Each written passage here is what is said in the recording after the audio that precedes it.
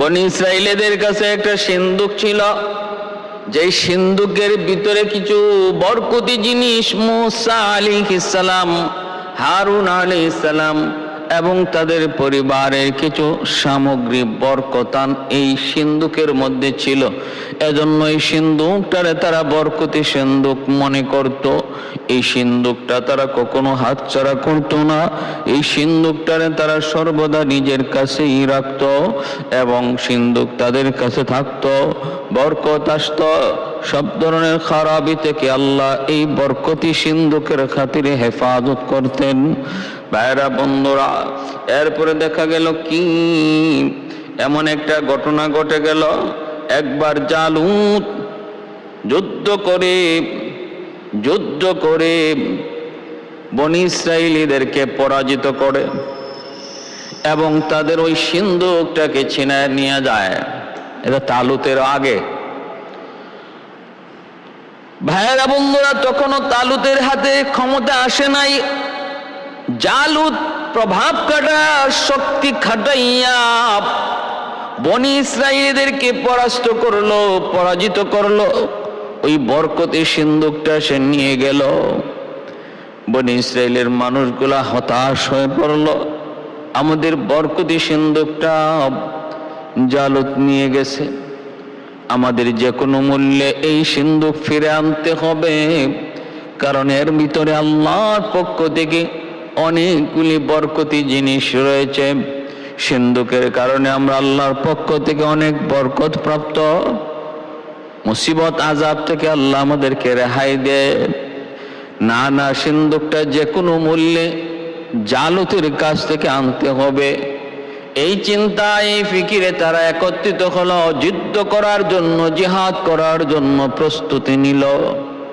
সেই প্রস্তুতির ভিতরে একজন পুরা নৌজওয়ান, তখন হযরত দাউদ পয়গম্বর, আল্লাহর পয়গম্বর দাউদ আলাইহিস সালাম তখন একজন পূর্ণ নৌজওয়ান। তিনি ওই বাহিনীতে যোগ দিলেন, সাধারণ সৈন্যের ভিতরে তিনি যোগ দিলেন। প্রস্তুতি চলল। এইদিকে এই সিন্দুক তারা নেওয়ার পর ওই জালুত সম্প্রদায়, আমালিকা সম্প্রদায়ের ভিতরে সিন্দুকের কারণে বরকত তো নাই, বরং সিন্দুক নেওয়ার কারণে তাদের উপরে আযাব আর গজব। একের পর এক বিপদ। সিন্দুক যেখানেই রাখে সেখানেই মহামারী দেখা দেয়। যেই এলাকায় সিন্দুকটা রাখে সেই এলাকাতেই মহামারী দেখা দেয়। এইভাবে শহরকে শহর, 5টা শহর ধ্বংস হয়ে যাচ্ছে। তারা বুঝতে পারলো মূল হলো এই সিন্দুক। এই সিন্দুক যেখানেই নেওয়া হবে, যেই শহরেই রাখা হবে, ওই শহরটা ধ্বংস হয়ে যাবে। অতএব না, এই সিন্দুক আর আমাদের মাঝে রাখা যায় না। সিন্দুক যেখান থেকে আনছো ওদেরকে বুঝায় দাও। গরুর গাড়ির ভিতরে ওই সিন্দুকটারে বসাইয়া বনি ইসরাইল আবার তারা ফেরত পাঠায় দিল। ভাইরা বন্ধুরা, আল্লাহ পাকের পক্ষ থেকে আল্লাহর সিদ্ধান্ত, আল্লাহ পাক ওই সিন্দুক তার মালিকদের হাতে পৌঁছায় দিলেন। যার জিনিস তাদের কাছে আল্লাহ পৌঁছায় দিলেন। এরপরে তালুত আর জালুতের মধ্যে একটা যুদ্ধ বেঁধে গেল। তালুত সম্প্রদায়ের সেনাপতি হলো, সাধারণ সৈন্য নিয়োগ দেওয়া হলো। আল্লাহর পয়গম্বর দাউদ তখনও তিনি নবী হন নাই, একজন পুরনো নৌজওয়ান। তিনি ওই সেনাবাহিনীর মধ্যে যোগ দিলেন। বিশাল বাহিনী হলো আমালিকার সম্প্রদায়, জালুত সম্প্রদায়ের বিশাল বাহিনী। বিশাল বাহিনীর ভিতরে যুদ্ধ। ভাইরা বন্ধুরা, তালুত তাদেরকে নিয়ে যখন সৈন্য সামর্থ্য নিয়ে বের হয়েছেন জালুতের সাথে যুদ্ধ করার জন্য, ইনি বলতেছেন আল্লাহ পাক তোমাদের কাছ থেকে পরীক্ষা নিবে, তোমাদের কাছ থেকে আল্লাহ পরীক্ষা নিবে, তোমরা কারা এই যুদ্ধের উপযুক্ত আর কারা উপযুক্ত না। কিসের মাধ্যমে? কয়েকটা নদীর মাধ্যমে। ওই নদীর পানি পান করা, যারা পানি পান করবে না তৃষ্ণার্ত হওয়ার পরেও প্রচন্ড তৃষ্ণা থাকবে, মন চাইবে খুব পেট ভরে পানি খাই, এরপরও যারা পানি পান করবে না, এই এক মুষ্টি আধা মুষ্টি পানি ব্যতীত যারা এতটুকু পানি শুধু পান করবে, বাকি এর বেশি পান করবে না, এরাই শুধু আমার সাথে যুদ্ধে যেতে পারবে। আর যারা পেট ভরে পানি পান করবে, এরা আমার সাথে যুদ্ধে যেতে পারবে না। এটাই আল্লাহর পক্ষ থেকে তোমাদের উপর পরীক্ষা। তালুত তাদেরকে নিয়ে রওনা দিলেন, নদীর কিনারায় গেলেন। প্রচন্ড তৃষ্ণা, উপর থেকে গরম, এক হলো মরুভূমির গরম, আরেক হলো উপরে সূর্যের তাপ। নদীর কিনারায় গেলেন, পানিতে নামলেন। হাজার সৈন্যের ভিতরে, হাজার হাজার সৈন্যের ভিতরে মাত্র 313 জন মানুষ, 313 জন সৈন্য দাউদ আলাইহিস সালাম সহ, তারা শুধু নবীর কথা মতো অল্প কিছু পানি পান করলেন। প্রচন্ড তৃষ্ণা থাকা সত্ত্বেও তারা এর বেশি পানি পান করলেন না।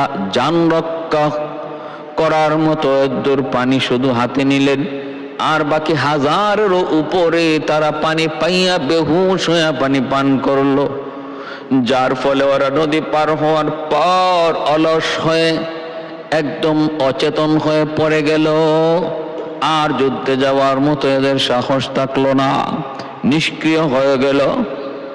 তালুত আলাইহিস সালাম তিনি 313 জন ওই বদরের সংখ্যা পরিমাণ এই সৈন্য, হিম্মতওয়ালা সৈন্যদেরকে নিয়ে জালতের মতো এত বড় শক্তিশালী বাদশার মোকাবেলায় রওনা দিয়ে দিলেন। কারণ ইমানদার মুমিনের ভালো করে ইয়াকিন রয়েছে, মুসলমান শক্তি বলে যুদ্ধ করে না, মুসলমান যুদ্ধ করে আল্লাহর গায়বী সাহায্যে। ولا تهنوا ولا تحزنوا وأنتم الأعلون وأنتم الأعلون إن كنتم مؤمنين। আল্লাহ বলেন, ভয় নাই, টেনশন নাই, তোমরা হীনমন্যতায় ভোগো না, তোমরা কোনোদিন পরাজিত হবে না, তোমরাই বিজয়ী হবে যদি তোমরা খাঁটি মুমিন হও। খাঁটি মুমিন কারা? খাঁটি মুমিন হলো ইন্নামাল মুমিনুনা আল্লাযীনা ইযা যুকিরাল্লাহু ওয়াজিলাত কুলুবুহুম ওয়া ইযা তুলিয়াত আলাইহিম আয়াতুহু যাদাতুহুম ঈমানা ওয়া আলা রাব্বিহিম ইয়াতাওয়াক্কালুন। আল্লাহ পাক বলেন, যারা খাঁটি মুমিন এরা সর্বদা ভরসা করে একমাত্র আল্লাহর উপর। সৈন্যের উপর নয়, অস্ত্রের উপর নয়। অস্ত্র হলো সামান্য উসিলা, সৈন্য হলো উসিলা। বদরে 313 জন নবীর সাহাবী, হাজারের উপরে দুশমন। বিজয় হলো মুসলমানের, কারণ তাদের অন্তরে ইয়াকিন ছিল বিজয় আমরা নিজেদের শক্তি বলে আনবো, বিষয়টা এমন নয়। বিজয় আল্লাহ পাকের হাতে, আল্লাহ পাকের হাতে। আল্লাহ যখন চায় তখন বিজয় দেয়। আল্লাহ পাক যে কোনো একটা উসিলা তালাশ করে উসিলা ধরে আল্লাহ বিজয় দিয়ে দেয়। সাহাবায়ে কেরাম 313 জন, হাতে কিন্তু প্রত্যেকের হাতে তলোয়ার নাই, হাতে ছিল খেজুরের ডাল। সবার কিন্তু উট ছিল না, সবার ঢালও ছিল না, ঘোড়াও ছিল না। ভাইরা বন্ধুরা, খেজুরের ডাল নিয়ে যুদ্ধ করেছেন। বদরের ময়দান ইসলামের প্রথম যুদ্ধ, যে যুদ্ধের দ্বারাই মুসলমানের ভিত মজবুত হয়। এজন্য ভাইরা ভালো করে খেয়াল রাখবো, মুসলমান যতদিন পর্যন্ত আল্লাহ পাকের উপর পূর্ণ ইয়াকিন আর বিশ্বাস আর আস্থা থাকবে, ততদিন পর্যন্ত মালিকের ব্যবহারও আমাদের সাথে এমন হবে। আল্লাহ পাক বলে আনা ইনদা আব্দি জন্নি আনা ইনদা আব্দি বি জন্নি, আমার বান্দা আমার উপরে যে পরিমাণ ধারণা রাখে, যেমন ধারণা রাখে আমি তার সাথে এমন আচরণ করি। আল্লাহ পাকের উপর আমাদের ভরসা যদি 100 হয়, আল্লাহ পাকের লেনদেনও আমাদের সাথে 100 হবে। আল্লাহ পাকের উপর ভরসা যদি 50% হয়, আল্লাহ পাকের লেনদেনও 50%ই হবে। আল্লাহর উপর আমাদের ভরসা আর বিশ্বাস যদি 10% হয়, আল্লাহ আমাদের সাথে লেনদেনও করবেন 10%। কিন্তু ভাইয়েরা, বন্ধুরা, মনে রাখবা, এটা আমার আল্লাহর কথা, হাদিসে কুদসি, বান্দা তুমি আমার উপর যেমন ধারণা করো আমি তোমার সাথে এমন আচরণই করি। সুবহানাল্লাহ। এজন্যই আল্লাহর উপরে ইয়াকিন, ভরসা, বিশ্বাস, আস্থা মুমিনের হবে 100। উহুদের ময়দানে সামান্য পরিমাণ কিছু অন্তরে ভাব আসছে, বদরে আমরা সংখ্যায় কম, তবু বিজয় লাভ করেছি। উহুদে তো আমরা প্রচুর, উহুদে তো বদরের তুলনায় আমাদের সংখ্যা অনেক বেশি, আমরা বিজয় আনবো না কেন? বাইরে এতটুকু অন্তরে আসছে। আল্লাহ পাক রব্বুল আলামিন সাথে সাথে আল্লাহ পাক উহুদের প্রাথমিক অবস্থাটা বিপর্যয়ে ফালাই দিয়েছেন মুসলমানকে। মুসলমানের বহু সাহাবায়ে কেরাম উহুদের প্রান্তরে শহীদ হয়ে গেলেন, অথচ উহুদের জমিনে নবীর সাহাবী বদরের চেয়ে বেশি ছিলেন। আমির হামজার মতো নবীর কলিজার টুকরা চাচা, আব্দুল্লাহ বিন জাহাসের মতো নবীর আপন ফুফাতো ভাই, একসাথে একই অবস্থায় একই ধরনের শহীদ হলেন। দুজনের নাক কান কেটে দেওয়া হলো। বাইরা বন্ধুরা, যে উহুদের ময়দানে আমার নবী দান মুবারক শহীদ হয়, রক্ত ঝরে নবীকে সাহাবায়ে কেরাম চতুর্দিক দিয়ে পরিবেষ্টন করে রাখেন। আবু তালহা রাদিয়াল্লাহু তাআলা আনহু আমার নবীকে নিজের বুকের মধ্যে জড়া দইলা পিঠটা দুশ্মনের দিকে দিয়া দিছেন, আর বলতেছেন তোমরা যা পারো আমার গায়ে তীর মারো রে, তবু আমার মায়ার নবীর গায়ে তীর লাগতে দিব না। পুরা দেহটা আবু তালহার ঝাঁঝরা হয়ে গেল, একটা তীর আমার নবীর গায়ে লাগতে দেন নাই। শহীদ হয়ে গেলেন নবী, দেখেন চালুনির মতো ঝাঁঝরা হয়ে গেছে পুরা দেহ। দয়ার নবীর প্রাথমিক অবস্থাটা কত বিপর্যয়ের। উহুদের ময়দান, আমার নবীকে উহুদের পাহাড় নবীকে আশ্রয় দিয়েছে, ডাকতেছে নবী গো একটু আমার মাঝে আসেন। আল্লাহ নবী ওই পাহাড়ের ওই গর্তের কিনারায় নবী যা একটু আশ্রয় নিলেন। ভাইরা বন্ধুরা, জন্য বলতেছিলাম রে আল্লাহর গোলাম, একটু মনোযোগ দিয়ে খেয়াল করে শুনো। মুসলমান যুদ্ধ করে আল্লাহর সাহায্যের উপর, মুসলমান যুদ্ধ করে আল্লাহর উপর ভরসা নিয়া, পূর্ণ ভরসা রাস্তা যদি আল্লাহর উপরে থাকে, বিজয় আল্লাহর হাতে। এই কিনার বিশ্বাস যদি তোমার অন্তরে পুরাপুরি থাকে, স্বর্ণ তোমার কমও যদি হয়, আল্লাহ আমার সাথে আছে, এই অন্তরে ইয়াকিন যদি 100 থাকে, অস্ত্র যদি কমও হয়, বিজয় তোমারই হবে রে যুবক। শর্ত হলো আল্লাহকে সাথে রাখো। আমেরিকার সাথে রাখার প্রয়োজন নাই, রাশিয়ার সাথে রাখার প্রয়োজন নাই, ভারত পাশে আছে কিনা সেটা ভাবার দরকার নাই।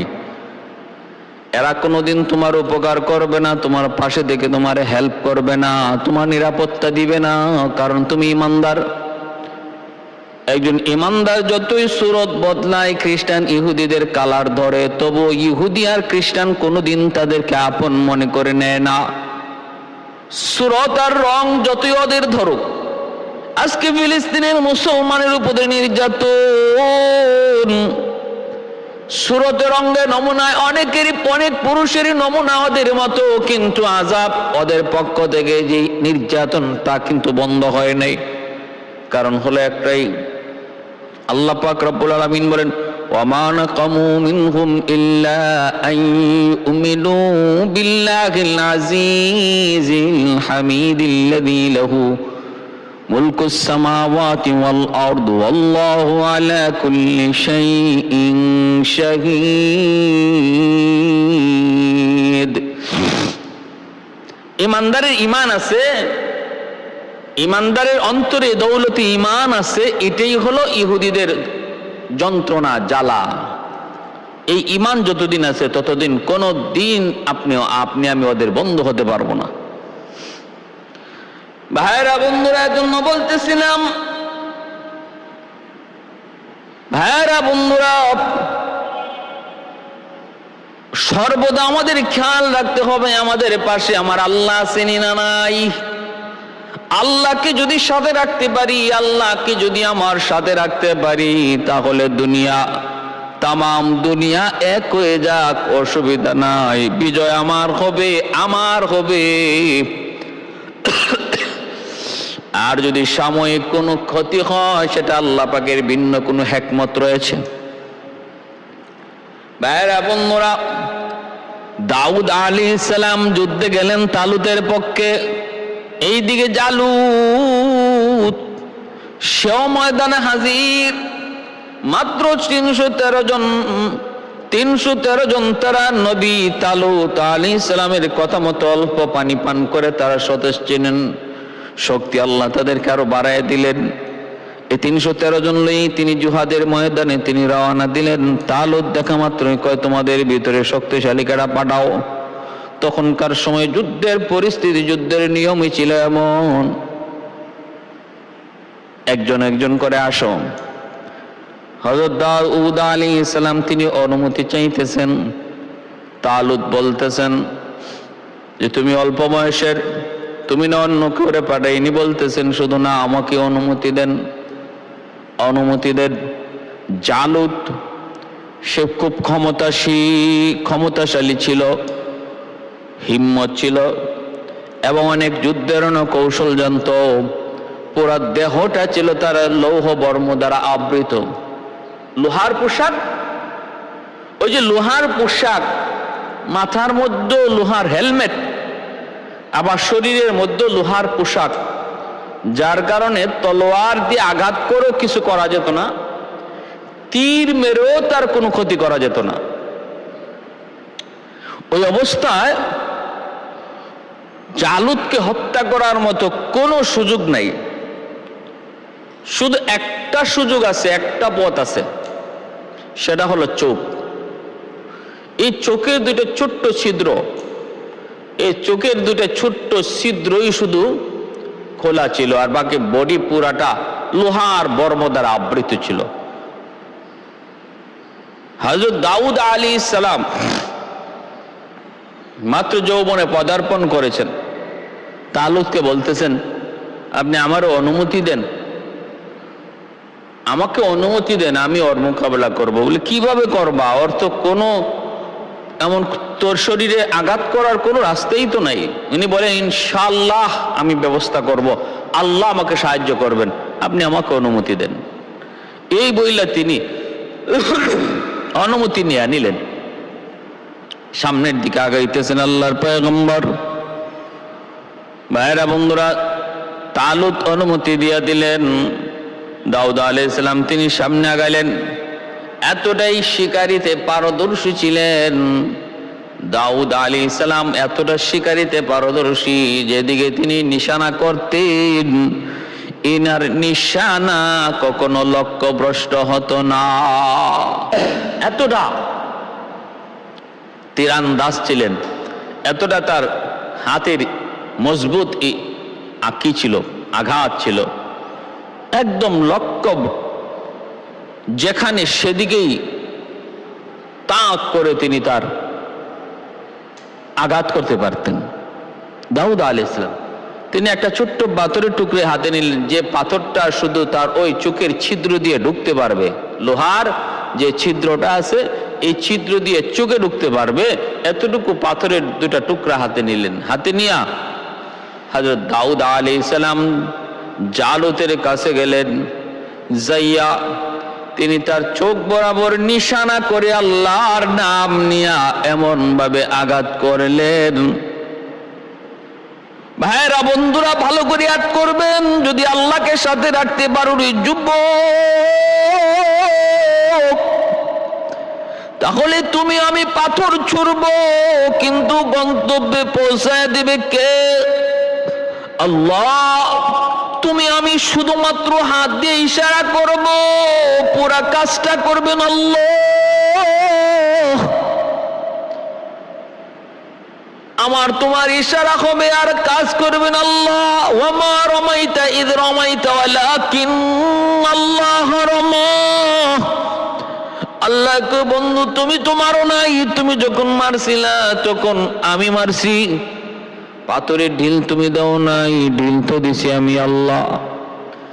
এজন্য ভাইরা বন্ধুরা, দাউদ আলাইহিস সালাম যখন ছোট্ট পাথরের ঢিল মারলেন, এই ঢিলটার লক্ষ্যে পৌঁছায়া দিলেন আমার আল্লাহ। ওই ছিদ্র দিয়া পাথরটা ঢুকলো, চোখ দিয়া পাথরটা ভিতরে ঢুইকা মগজ বের করে নিয়ে আসলো। ছিদ্র দিয়া ঢুইকা চোখ ভেদ কইরা মগজ লইয়া পিছনে বের হয়ে গেল। এই শক্তিটা কার? একমাত্র আল্লাহর। ওয়াল্লাহু আলা কুল্লি শাইইন কাদির।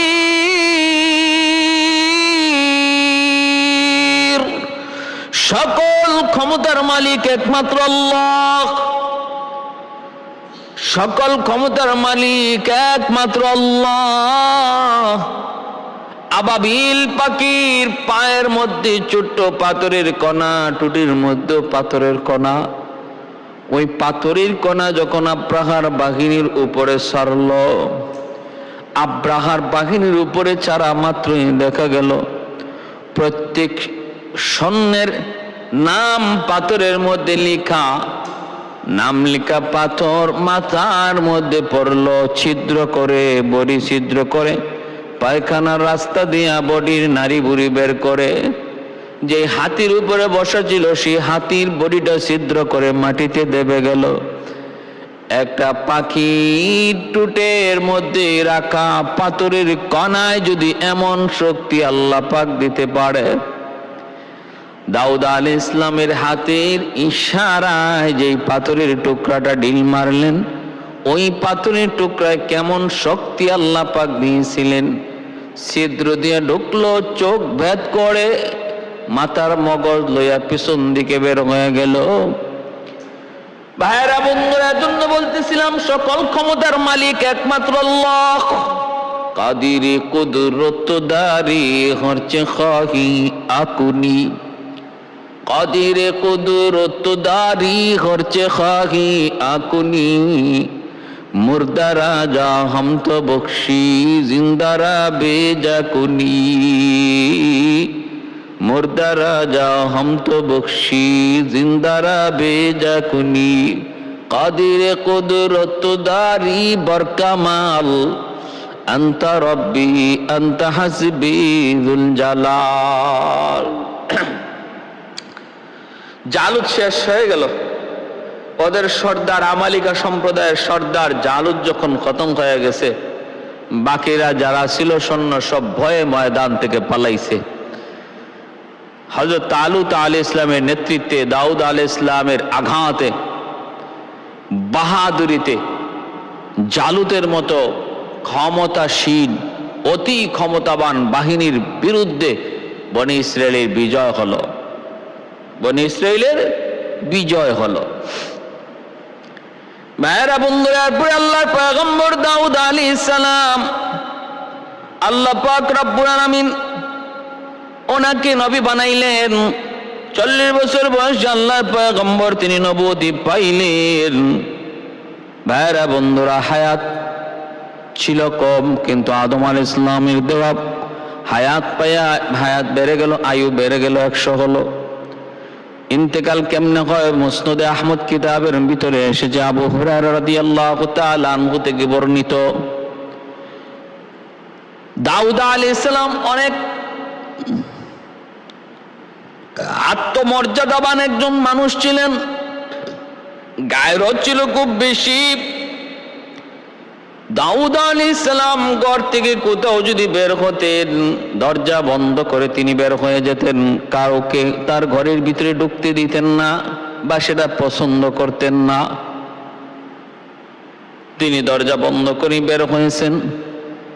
বিবি সাহেব দেখতেছেন ঘরের ভিতরে একজন পুরুষ মানুষ দেখা যায়।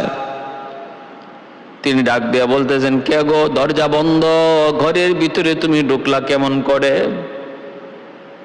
আল্লাহর দোহাই তুমি বের হও, নতুবা পয়গম্বর দাউদের রোশানল থেকে আমরা কেউ বাঁচতে পারবো না, ধমক থেকে বাঁচতে পারবো না, তিরস্কার থেকে বাঁচতে পারবো না, তুমি বের হও। কিন্তু মানুষটা কিছুই শুনে না, জবাব দেয় না। আল্লাহর পয়গম্বর দাউদ আলাইহিস সালাম তিনি আসলেন। তিনি এসেও দেখেন ভিতরে একজন মানুষ অপরিচিত। ডাক দিয়া বলতেছেন, কে রে ভাই, তুমি কে, কি তোমার পরিচয়? তুমি এখানে কেমন করে ঢুকছো? দরজা বন্ধ, জানালা বন্ধ, ঢুকলা কেমন করে? তুমি কে? ভিতর থেকে আওয়াজ দিয়া কয়, পয়গম্বর, আমার পরিচয় যদি জানতে চান তাহলে শুনুন, আমি কোথাও যাইতে গেলে কারো কোনো অনুমতি নেই না। আমি কোথাও ঢুকতে গেলে দরজা বন্ধ না খোলা সেদিকেও তাকাই না। কোনো প্রতিবন্ধক আমাকে বাধা দেয়া রাখতে পারে না, কোনো দেয়াল আমাকে আটকাতে পারে না। এই কথা বলতে দাউদ আলাইহিস সালাম বলেন, তাহলে তো আর চিনে ফেলেছি, আপনি মালাকুল মউত আজরাইল। দাউদ আলাইহিস সালাম ভিতরে ঢুকলেন। মালাকুল মউত আজরাইল বলতেছেন, নবী গো, আপনার সময় শেষ, আপনি প্রস্তুত হয়ে যান। আল্লাহর পয়গম্বর তিনি প্রস্তুতি নিলেন, আর তখন ওনার জান কবজ হয়ে গেল। ভাইরা বন্ধুরা, আল্লামা সুদ্দি বলেন, দাউদ আলাইহিস সালামের ইন্তেকাল হয়েছে শনিবার, আবার কোন রওয়ায়াতে এসেছে বুধবার, আবার এক রওয়ায়াতের মধ্যে এসেছে মেহরাবের সিঁড়ি দিয়া নামার সময় ইনি মাঝখানে এসেছেন। ওই সময় মালাকুল মউতের সাথে দেখা। জান কবজের জন্য প্রস্তুতি নিয়ে নেন। দাউদ আলাইহিস সালাম তখন বলতেছেন, ভাই আজরাইল, হয় আমাকে নিচে নামতে দাও, নতুবা একটু উপরে উঠতে দাও। এ ভাই আজরাইল, হয় আমাকে একটু নিচে নামতে দাও, নতুবা উপরে উঠতে দাও। মালাকুল মউত আজরাইল কয়, নবী গো, লিকুল্লি উম্মাতিন আজাল, ইযা জাআ আজালুহুম লা ইস্তাখিরুনা সাআতাও ওয়া লা ইস্তাকদিমুন। প্রতিটা মানুষের জন্যই তার নির্ধারিত আয়ুষ্কাল রয়েছে। এই আয়ুষ্কালের বেশি কম বেশি কিছুই করা হবে না। সময় যার যখন যেখানে শেষ সেখানেই খতম। এক বিন্দু পরিমাণ টাইম এদিক সেদিক করা হবে না। অতএব আপনি প্রস্তুতি নেন, আপনি প্রস্তুতি নেন। দাউদ আলাইহিস সালাম বুঝে গেলেন। মালাকুল মউত আজরাইল বলেন, আসমান থেকে আপনার জন্য যত যা কিছু ছিল সব কিছুর আইটেম ফুরিয়ে গেছে। জমিনে আপনার রিজিক যা ছিল শেষ হয়ে গেছে। এই জমিনে আপনার অক্সিজেন নেওয়ার যে পরিমাণ ছিল সে অক্সিজেন ফুরিয়ে গেছে। ওগো নবী, একটা কদম উপরে অথবা নিচে দেওয়ার মতো সময়, এইটুকু বাতাস আপনার জীবনে যা ছিল তা ফুরিয়ে গেছে। আপনার রিজিক যা ছিল তা ফুরিয়ে গেছে। অতএব আর সুযোগ নাই। তিনি ওই সিঁড়ির মধ্যেই সেজদায় লুটায় পড়লেন। সেজদায় লুটায় পড়লেন না, আর মালিকের কদমে সেজদায় পড়ে বলতেছেন, মালিক, আমি তো যাইতে প্রস্তুত, তোমার সাথে দেখা করতে আমি পাগল, কারণ তুমি মাশউক আর আমি আশিক। আল্লাহ, তুমি আমার মাহবুব, আমি তোমার হাবিব। আল্লাহ পাক রব্বুল আলামিনের এশক ও ভালোবাসা নবী পয়গম্বরগণের অন্তরে কি পরিমাণ ছিল। সিঁড়ির মধ্যে সেজদারত অবস্থায় দাউদ আলাইহিস সালামের জান কবজ হয়ে গেল। এর আল্লাহর গোলাম, একটু চিন্তা করে দেখো না, মৌতের সময় হয়ে গেছে বিদায় আল্লাহ তার একজন পয়গম্বরকে সিঁড়ি দিয়ে নামার সুযোগ দেয় নাই, সিঁড়ি দিয়ে উপরে ওঠার সুযোগও দেয় নাই। আমার তোমার যখন যেখানে মৃত্যুর টাইম হয়ে যাবে আল্লাহর গোলাম, গাড়িতে হলে গাড়িতে, বাড়িতে আসার সুযোগ নাই, অফিসে হলো অফিসে, সন্তানের কাছে ফেরার সুযোগ নাই, বিদেশ বাড়িতে হলে হবে সেখানে, দেশে আসার সুযোগ নাই।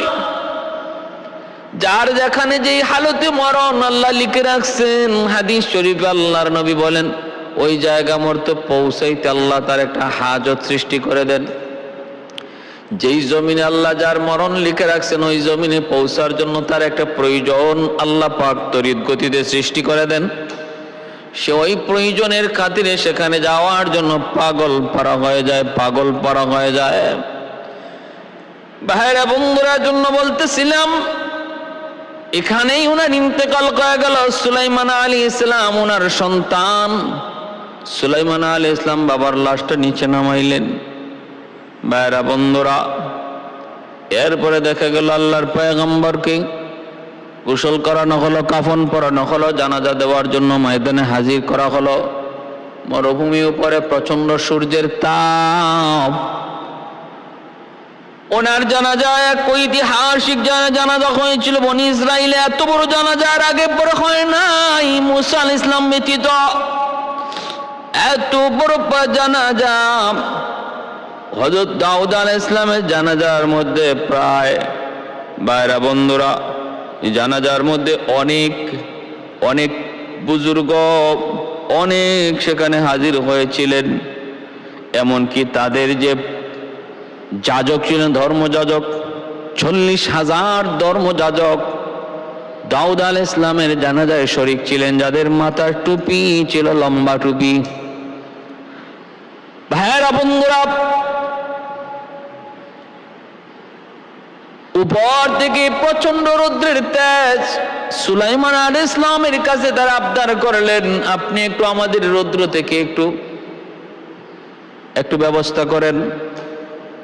সুলাইমান আলাইহিস সালাম তখন পাখিদেরকে বললেন, পাখিরা তোমরা ডানা মেলে দাও, প্রচন্ড সূর্যের তাপ থেকে যেন জানাজায় শরীককারী মানুষ তারা মুক্তি পায়, আরাম পায়। সুলাইমান আলাইহিস সালামের অনুগত আল্লাহ পাক বাতাসকে করে দিলেন, জিন্নাতকে করে দিলেন, পাক পাখালি সবাইকে তার অনুগত করে দিছিলেন।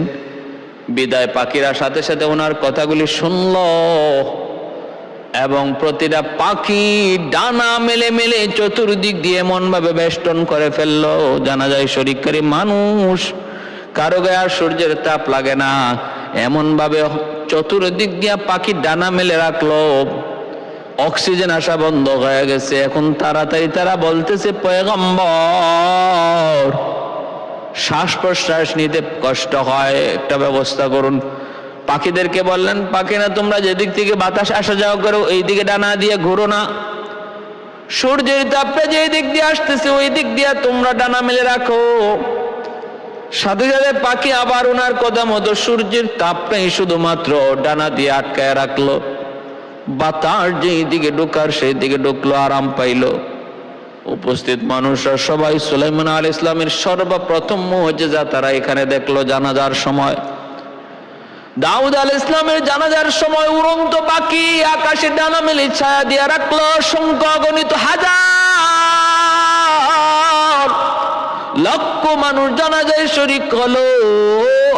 তা কারো গায়ে সূর্যের তাপ লাগে নাই, কষ্ট পায় নাই। বিস্ময়কর জানাজা ছিল দাউদ আলাইহিস সালামের।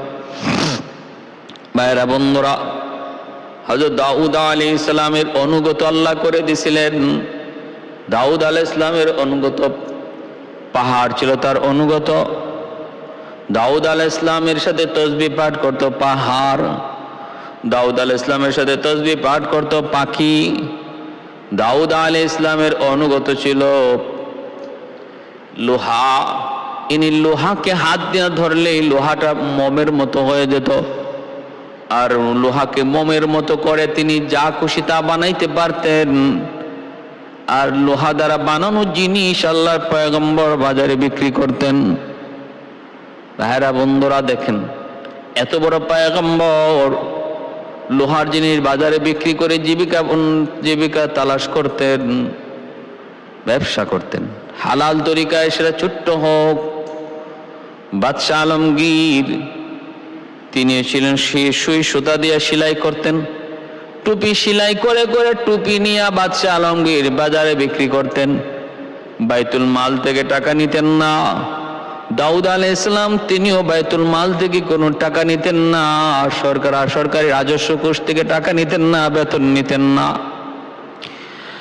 ভাইরা বন্ধুরা, সুলাইমান আলাইহিস সালাম ওনার 19 জন সন্তানের ভিতরে, দাউদ আলাইহিস সালামের 19 জন সন্তানের ভিতরে সর্বকনিষ্ঠ সর্বছোট্ট সন্তান ছিলেন সুলাইমান। সুলাইমান আলাইহিস সালাম ছিলেন ওনার সবচেয়ে ছোট্ট সন্তান, কিন্তু জ্ঞানী গুণে আল্লাহ পাক সবার চেয়ে বড় বানায় দিছিলেন সুলাইমান আলাইহিস সালামকে, জ্ঞানী গুণে বড়। একটা ঘটনা উল্লেখ আছে যেটা সবাই শুনে আমরা অনেকটাই তৃপ্তি পাই, মজা পাই, কিন্তু এটা কঠিন এক নবীর উপরে অপবাদ, এটা চরম আকারের ভুয়া একটা কথা। সেটা হলো দাউদ আলাইহিস সালাম ওনার নাকি 99 জন স্ত্রী ছিল, এরপরে উনি আরেকজন স্ত্রী বিয়ে করেছিলেন 100 জন। এই সর্বশেষ যে স্ত্রী, তার গর্ভে সুলাইমান আলাইহিস সালাম। ওই স্ত্রী কে ছিল? ওনারই এক মন্ত্রী। এই মন্ত্রীর স্ত্রীকে নাকি ইনি বিয়ে করেছেন। ও সৈন্য, ওনারই এক সৈন্য। এই সৈন্যের স্ত্রী ছিল খুব সুন্দরী, তার প্রতি ওনার নাকি লোভ পড়ছে। উনি ওই সৈন্যরে যুদ্ধের কথা বলে বাহিরে পাঠাইয়া হত্যা করছেন, আর এদিকে তার স্ত্রীরে তিনি বিয়ে করে নিছেন। নাউজুবিল্লাহি মিন যালিক। কত বড় কথা এটা! একজন নবীর উপরে কত বড় অপবাদ, কত বড় ডাহা মিথ্যা কথা। এগুলা গাল গল্প, এগুলা বিশ্বাস করার দ্বারা ঈমান থাকবে না। আমি আগেই বলেছি যে ইসরাইলি রওয়ায়াত কিছু ঘটনা আছে যেগুলো আমরা শুনতে পারি, বলতেও পারি, বা ইয়াকিনও করতে পারি, বিশ্বাসও করতে পারি, করলে আমার ঈমানের কোনো ঘাটতি নাই, কারণ এর সাথে কোনো আমার আকীদা বিশ্বাসের কোনো দ্বন্দ্ব নাই, কোনো মোকাবেলা হয় না। কিন্তু ইসরাইলি রওয়ায়াতের এমন কোনো ঘটনা, যে ঘটনা শোনার দ্বারা, ইয়াকিন করার দ্বারা, বিশ্বাস করার দ্বারা যদি আমার কোরআন হাদিসের আকীদার সাথে কোনো দ্বন্দ্ব লেগে যায়, মোকাবেলা হয়ে যায়, তখন ইসরাইলি রওয়ায়াতকে আমরা বর্জন করব, সম্পূর্ণ ভুয়া বলবো। নবীরা নিষ্পাপ, মাসুম, তাদের দ্বারা এমন অন্যায় হতেই পারে না, অসম্ভব। এবং কি এটার এইভাবে আরো সাজাইছে যে দাউদ আলাইহিস সালাম তিনি একবার ঘরের মধ্যে তিনি দরজা বন্ধ করে ইবাদতে মগ্ন, ওই অবস্থায় 2 জন মানুষ ঘরের ভিতরে ঢুকিয়া বিচার প্রার্থী হয়েছে। আল্লাহর পয়গম্বর বলতেছেন, তোমরা কেমনে ঢুকলা, কিভাবে ঢুকলা, কি আসে বিষয়, কি আনো, এই টাইমে কেন? বলে ঢুকছে, আমাদের একটা বিচার করা লাগবে। বলে তো বিচারের টাইম কি এখন, বা এটা কি বিচার কর? বলে হ্যাঁ, এখনই করতে হবে, আমাদের বিচারটা খুব জরুরি। বলেন।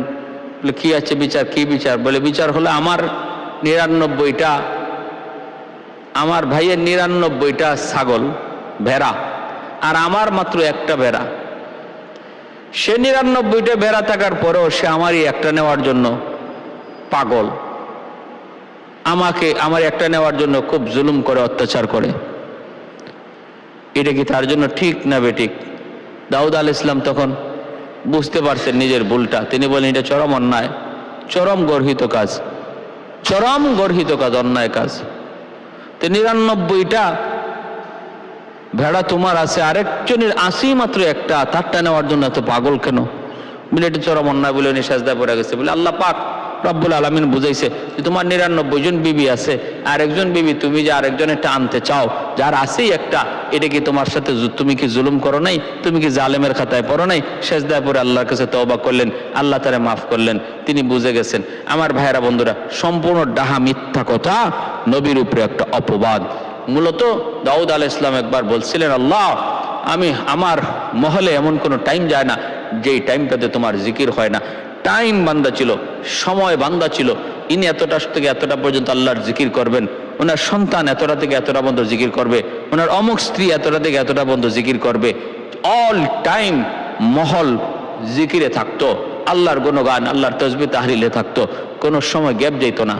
আল্লাহ পাক রব্বুল আলামিন ওনার টাইমে, উনি যেই টাইমে ইবাদত করবে, এই টাইমে দুইজন বিচার প্রার্থী পাঠাইয়া দিয়া ওনার জিকির থেকে একটু বিরত করাইয়া দিছেন, বুঝাইছেন তোমার এই জিকির করাটাও এটাও তোমার কোনো ক্রেডিট নয়, বাহাদুরি নয়, আমি আল্লাহ সুযোগ দিতেছি, আমি তোমার এই তৌফিক দিতেছি বিধায় এটা করা সম্ভব হচ্ছে।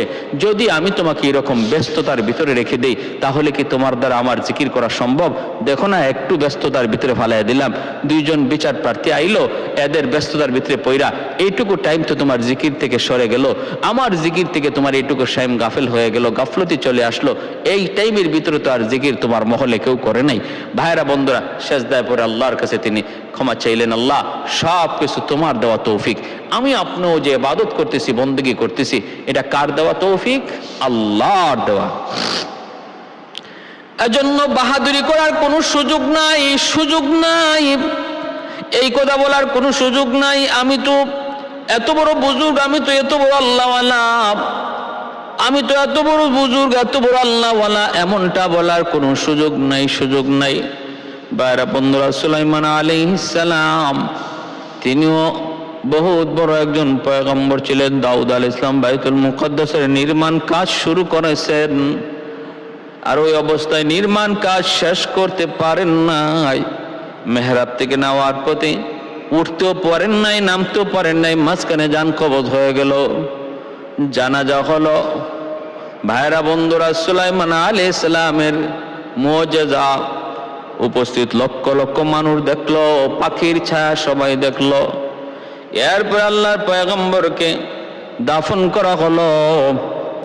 সুলাইমান আলাইহিস সালাম তিনিও ছিলেন অনেক বড় একজন পয়গম্বর, বাবার মতোই তিনি নবীও ছিলেন, তিনিও বাদশা ছিলেন, নবীও ছিলেন, বাদশা ছিলেন। শিশুকালেই যাকে আল্লাহ পাক রব্বুল আলামিন জ্ঞান, গরিমা, বুদ্ধি, বিবেক সম্পন্ন একজন ন্যায় বিচারক, একজন নবী, একজন পয়গম্বর আল্লাহ কবুল করলেন। সুলাইমান আলাইহিস সালাম ছোট্ট বালক, বাবার কাছে দুইজন মানুষ বিচার প্রার্থী হয়ে আসলো। একজন বিচার প্রার্থী ছিল দাউদ আলাইহিস সালামের কাছে, দুইজনের একজন হলো ছাগলের মালিক আর একজন হলো জমির মালিক। সুলাইমান আলাইহিস সালাম তখন 10 বছরের বালক। একজন আয়া কয়, আল্লাহর পয়গম্বর, বাদশাহ জাহাপনা, এই লোকের ছাগল পালে আমার জমি নষ্ট করে ফেলেছে, আমি মাত্র চারাগুলি লাগাইছি, দেখার মতো খেজুরের চারাগুলি হয়েছে, তার ছাগলের পাল যায় আমার এই খেজুরের বাগানের সবগুলি চারা নষ্ট করে ফেলেছে। আল্লাহর পয়গম্বর দাউদ আলাইহিস সালাম তখন পরীক্ষা করতে বললেন, তদন্ত করতে বললেন, বলে যেই পরিমাণ ক্ষতি হয়েছে একটু দেখো। ক্ষতির অঙ্ক করে হিসাব মিলায় দেখা যায় ছাগলের মূল্য যা, ক্ষতির পরিমাণও তা। দাউদ আলাইহিস সালাম রায় দিয়ে দিলেন, ছাগলগুলি জমির মালিককে দিয়ে দাও, কারণ ক্ষতি বরাবর ছাগলের মূল্য পরিমাণ ক্ষতি হয়ে গেছে। ভাইরা, জমির মালিক ছাগল পায়া খুশি, কিন্তু ছাগলের মালিক বড় কষ্ট। ছাগলগুলি সব জমির মালিককে দিয়ে দেওয়া লাগছে, সে মনে কষ্ট নিয়ে ফিরত যাইতেছে। একজন বিচারে খুশি আর একজন কষ্ট পাইতেছে, বের হতে পারে নাই। সুলাইমান আলাইহিস সালামের সাথে দেখা হয়ে গেল, বলে কি বিচার? বলে এই বিচার। সুলাইমান আলাইহিস সালাম বলেন, বিচার হয়েছে, ঠিক আছে, ভালো, ন্যায় বিচার, কিন্তু আমার কাছে এর চেয়ে আরো উত্তম বিচার আছে, যেই বিচারে দুজন খুশি থাকবে। দাউদ আলাইহিস সালাম বলতেছে, এমন কি বিচার বাবা যেই বিচারে বাদী বিবাদী দুজন খুশি? বলে হ। কেমনে? সুলাইমান আলাইহিস সালাম বলতেছে, জমির মালিক জমি দিয়া দিবে ছাগলের মালিক রে, আর ছাগলের মালিক ছাগলগুলি দিয়া দিবে জমির মালিক রে। এইবার জমি পাইয়া ছাগলের মালিক জমিতে চারা লাগাবে, এই খেজুরের চারাগুলি পরিচর্যা করবে। যতটুকু তার ছাগলগুলি যেই পরিমাণ চারা নষ্ট করেছিল, যেই পরিমাণ বড় হয়েছে, ওই পরিমাণ বড় হওয়া পর্যন্ত সে চারাগুলির পরিচর্যা করবে। যখন ওই পরিমাণ হয়ে যাবে চারাগুলি, তখন জমি ফেরত দিয়ে দিবে। আর তার ছাগলগুলি জমির মালিকের কাছে যে ছিল, এতদিন পর্যন্ত জমির মালিক তার ছাগল দ্বারা উপকৃত হবে। যেদিন জমি গাছওয়ালা হবে, চারাওয়ালা হবে, যেদিন ফেরত দিবে, ওই দিন জমির মালিক জমি পাওয়া যাবে, ছাগলের মালিক ছাগল পাওয়া যাবে।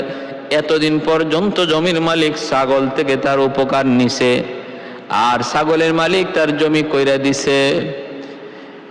একটা সময়ে জমির মালিক জমি পাওয়া যাবে, ছাগলের মালিক ছাগল পাওয়া যাবে। এত সুন্দর বিচারের রায় শুইনা দাউদ আলাইহিস সালামও মহা খুশি, বাদী বিবাদীও খুশি, দুজন খুশি। এত সুন্দর বিচার ব্যবস্থা, দুজন খুশি হয়ে গেছে। আমার ভাই, আল্লাহ পাক কোরআন ও কারীমের মধ্যে বলছেন, সুলাইমান আলাইহিস সালামকে আল্লাহ পাক এতটুকু জ্ঞান গরিমা বুদ্ধি দিয়েছিলেন। হ্যাঁ, দুজনের বিচার ছিল। দাউদ আলাইহিস সালাম তখন সাথে সাথে বিচারের রায় পাল্টাইলেন, বিচারের রায় বদলাইয়া ইসরায়েলের রায় মোতাবেক রায় দিয়ে দিলেন। দুজন খুশি হয়ে গেলে। এতে করে বোঝা যায় একজন বিচারক তার রায় সে পাল্টাইতে পারে। সে বুঝলে সে যদি এর চেয়ে উত্তম কোনো রায় তার মাথায় আসে, একজন বিচারক তার রায়টাকে সে পাল্টাইতে পারে। যে কথা বলে যে কি কয়, কলম নড়ে না, কলম নড়ে, রায় নড়ে না, এই যে একটা কথা, এটা ব্রিটিশদের একটা কথা। কিন্তু শরীয়তে বলে যে একজন বিচারক সে সঠিক রায় দেওয়ার পরেও সে এর চেয়ে আরো উত্তম রায় জানার পরে বা বুঝার পরে সে তার রায় বদলাইতে পারে। দাউদ আলাইহিস সালাম রায় দিয়ে দিছিলেন, কিন্তু সুলাইমান আলাইহিস সালামের রায়টাকে ইনি আরো উত্তম মনে করছেন, বিধায় এই রায় পাল্টাইয়া ছেলের রায় মোতাবেক রায় দিয়ে দিচ্ছেন।